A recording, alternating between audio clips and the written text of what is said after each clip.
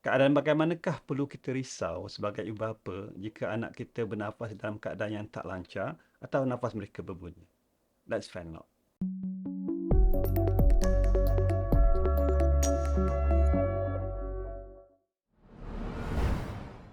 Assalamualaikum warahmatullahi wabarakatuh. Dr. Saiful lagi ni. Hari ini kita akan bincangkan beberapa keadaan yang perlu kita risau jika anak kita bernafas tidak lancar dan nafas mereka berbunyi.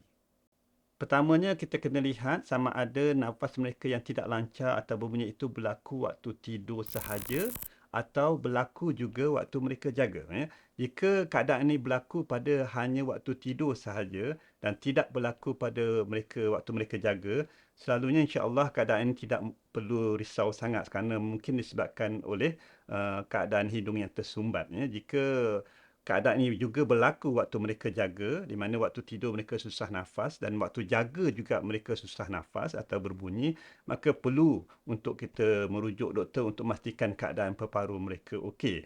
Jika keadaan paru-paru mereka sebenarnya mereka nak tidur pun susah ya. Jadi kalau mereka boleh tidur walaupun berbunyi nafas mereka atau bunyi macam kahak ya, macam tu, tapi mereka boleh tidur, biasanya disebabkan oleh hidung yang tersumbat dan bila mereka jaga, mereka nampak nafas mereka nampak okey, tidak susah dan tidak berbunyi. Jadi dalam keadaan macam tu tidak perlu risau sangat.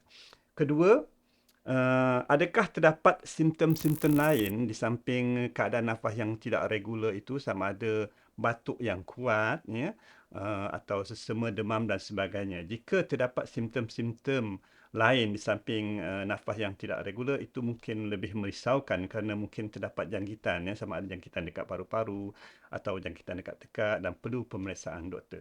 Biasanya kalau hidung tersumbat saja, mereka tidak ada simptom-simptom yang lain seperti batuk-batuk yang kuat atau susah nak nafas dan sebagainya. Ya. Dan ketiga, bagaimana aktiviti mereka? Sama ada mereka masih aktif atau nampak kurang aktif. Ya, waktu mereka jaga tu, kita tengok sama ada mereka masih aktif, main-main, ceria dan bila kita ajak dia main atau agah mereka, mereka respon dan sebagainya. Itu menunjukkan kemungkinan besar keadaan paru-paru mereka okey ya. Jika mereka mendapat masalah paru-paru seperti paru-paru yang sempit atau ketat dan juga jangkitan paru, mereka selalunya tidak aktif ya, tidak nak respon dengan apabila kita ajak mereka bermain dan sebagainya sebab mereka penat. Dan seterusnya, yang keempat, bunyi yang macam mana yang timbul yang perlu kita risau. Selalunya kalau bunyi melibatkan paru-paru, kita akan dengan bunyi wheezing atau bunyi semasa mereka buang nafas. Seperti yang seperti ini ya.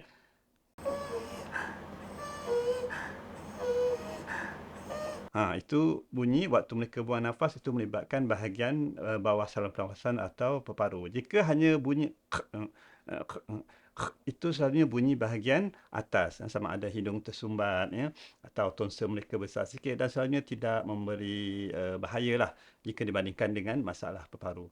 Dan yang paling penting sekali sama ada yang kelima yang last kali ini sama ada bunyi tersebut atau nafas yang tak regular tersebut berlaku hanya waktu-waktu tertentu ataupun dia berlaku secara konsisten. Ya. Jika nafas berbunyi atau nafas yang tidak regular itu berlaku secara konsisten, sentiasa berlaku, maka saya rasa perlu untuk kita membawa mereka berjumpa doktor untuk memastikan tidak ada masalah-masalah lain seperti mungkin mereka ada tercekik benda ke dan benda itu akan menyebabkan nafas mereka sentiasa akan berbunyi sama ada bunyi atas atau bunyi bawah atau apabila mereka dapat jangkitan paru-paru atau paru-paru yang ketat selalunya bunyi atau nafas yang tak regular itu akan konsisten atau persisten dan bukan waktu tertentu sahaja ya. Kalau hidung tersumbat waktu mereka aktif kadang-kadang kita dengar bunyi macam tu tapi waktu mereka relax saja nafas mereka okey bunyi pun tak ada yang itu selalunya tidaklah bahaya seperti bunyi atau nafas yang tak regular itu berlaku sentiasa ya.